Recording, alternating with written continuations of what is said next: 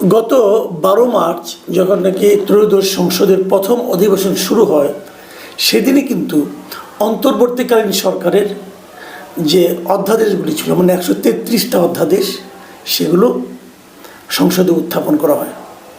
এবং সেদিন থেকে ঠিক 30 দিন পর্যন্ত সময়ের মধ্যে এগুলো হয় অনুমোদন করতে হবে, অথবা বাতিল করতে হবে, অথবা কিছু একটা করতে হবে।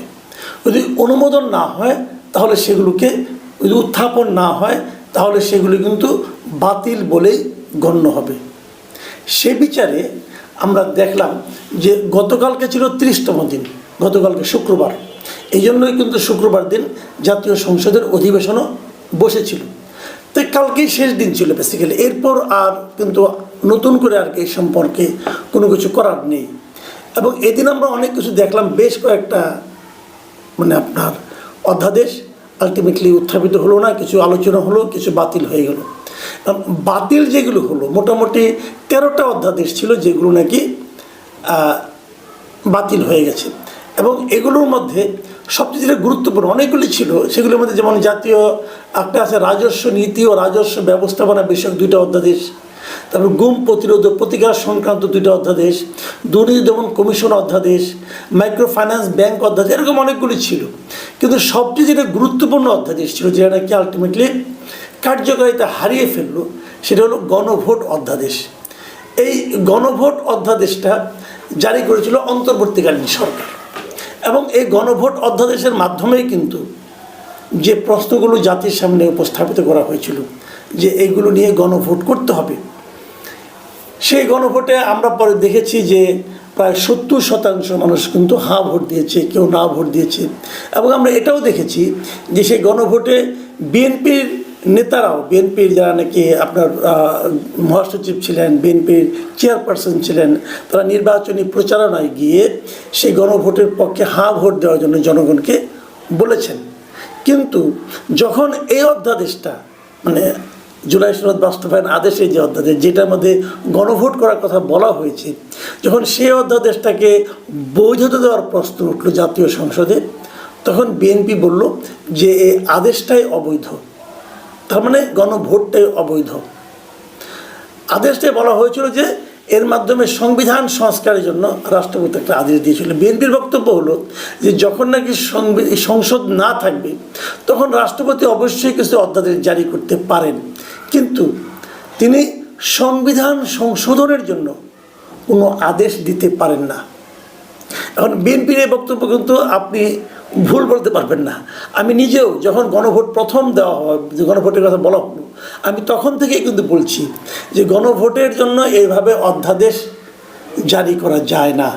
আমি একদম শুরুর দিন থেকেই বলে আসছি যে এইভাবে অধ্যাদেশ গণভোটের জন্য জারি করা যায় না। কিন্তু তারপর অন্তর্বর্তীকালীন সরকার, ডক্টর আলী রিয়াজের উনি বিখ্যাত একজন প্রতিভাবান ব্যক্তি, আইন বিশেষজ্ঞ, কী করেছেন আল্লাহ জানে, এবং তার সঙ্গে ডক্টর ইউনূস, এরা সবাই মিলে গণভোট অধ্যাদেশটা জারি করেছেন এবং সেটাকে বাস্তবায়ন করার চেষ্টা করেছেন। এর জন্য অনেক টাকা ব্যয় করেছেন। কত টাকা ব্যয় করেছেন নিশ্চয়ই আপনাদের খেয়াল আছে। ও গণভোটের ব্যয়টা আলাদা করে করা না হলো, যেহেতু 2টো ভোট একসঙ্গে হয়েছে, এটা আলাদা করে করা না গেলেও এটুকু জানা গেছে যে ভোটের জন্য এবার অনেক ব্যয় হয়েছে। সেটা হলো আপনার 3150 কোটি টাকা কিন্তু ভোট এবং গণভোটের জন্য একটা ব্যয়ের বরাদ্দ রাখা হয়েছিল। এবং এই টাকাটা ভোটের জন্য যে ব্যয়, গণভোটের জন্য প্রায় একই ব্যয়। আপনি এটা আধা আধি ধরতে পারেন। যদি আধা আধি ধরেন, তারপরও প্রায় 1500 কোটি টাকা ব্যয় হয়েছে এই গণভোটে।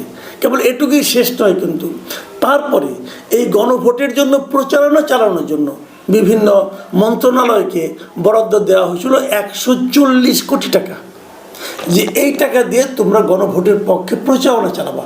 সেই প্রচারণা আমরা দেখেছি।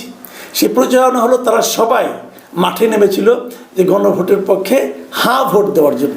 কেবল এখানেই শেষ না, বিভিন্ন ব্যাংকে, বিভিন্ন বেসরকারি প্রতিষ্ঠানে, বিভিন্ন আধা সরকারি স্বায়ত্তশাসিত প্রতিষ্ঠানকে বাধ্য করা হয়েছিল যে গণভোটের পক্ষে হ্যাঁ ভোটের জন্য ভোট দেওয়ার জন্য।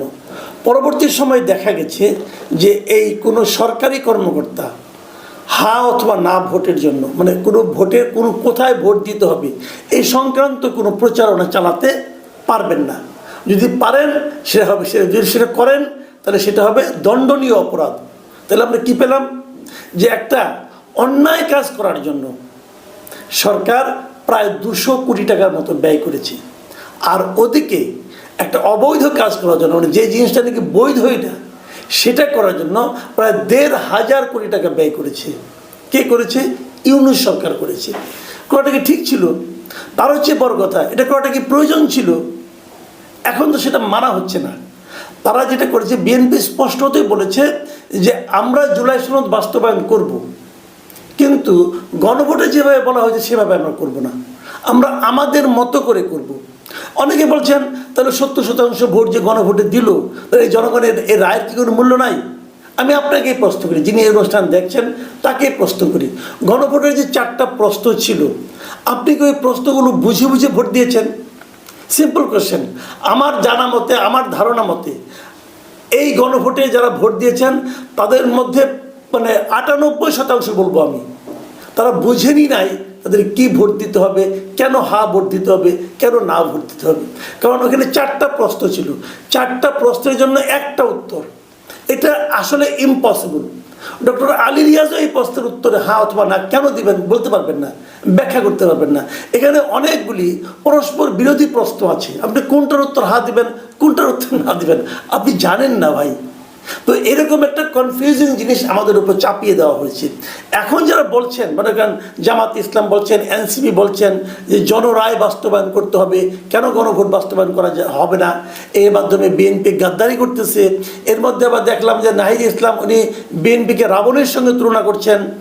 তারপরে আবার দেখলাম যে ঢাকা বিশ্ববিদ্যালয়ের 3 জন স্টুডেন্ট এর মধ্যে আমরণ অনশনের কর্মসূচি ঘোষণা করেছেন যে গণভোটের রায় বাস্তবায়ন করতে হবে। বাট কোশ্চেনটা হলো, গণভোটের রায়টা কি?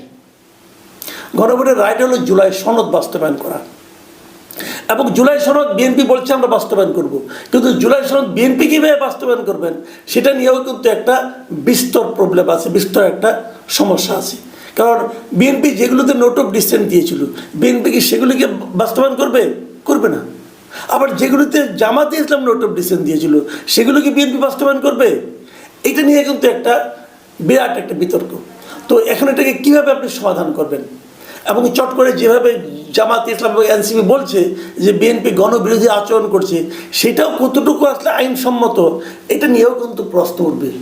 এখন সব মিলিয়ে যে জিনিসটা বলা হচ্ছে যে পিপলস উইল, দেখেন আমি যেটা পার্সোনালি মনে করি যে এভাবে গণভোট করাই ঠিক হয় নাই, এটা প্রথম কথা।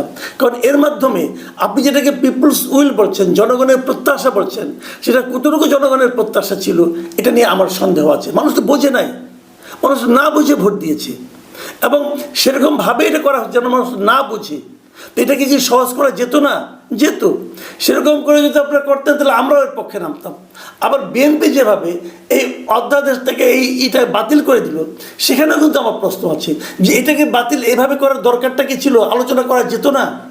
আলোচনা করে তো ব্যবস্থা করা যেত, এই ব্যবস্থাটা আমরা যা যা এখানে আছে সবই আমরা বাস্তবায়ন করব, কিন্তু এভাবে করব না। এটা নিয়ে কি আপনারা বিরোধী দলের সঙ্গে বসতে পারতেন না? না করে কি হচ্ছে, এখন পুরো বিষয়টাকে আপনারা রাজনীতির বিষয় নিয়ে আসলেন। ভাই এটা নিয়ে তো আমরা রাজনীতি চাই না, আমরা এমন একটা সংস্কার চাই যে সংস্কারের মাধ্যমে আমরা আরেকটা স্বৈরাচারী শাসন যেন না কায়েম হয় সেদিকে যেতে পারি। কিন্তু বিএনপি গত কয়েকদিনে যে সমস্ত অধ্যাদেশগুলি গ্রহণ করেছে, যেগুলো বাতিল করেছে, এই সব মিলিয়ে মনে কি হচ্ছে যে বিএনপি একটা দুর্দান্ত গণতান্ত্রিক পদ্ধতি দিকে যাচ্ছে? সেটাও কিন্তু মনে হচ্ছে না। আমি কিন্তু বিএনপির কর্মকাণ্ডে, বিএনপির আচরণে স্বৈরাচারী শাসনের কিছু কিছু নমুনার শুরুটা দেখতে পাচ্ছি। এটা কতদিন চলবে, কীভাবে চলবে আমি জানি না, কিন্তু একটা সরকারের বয়স 2 মাস হয়নি, এখনই যদি তাদের কর্মকাণ্ডের কারণে মানুষ আবার রাস্তায় নেমে আসে।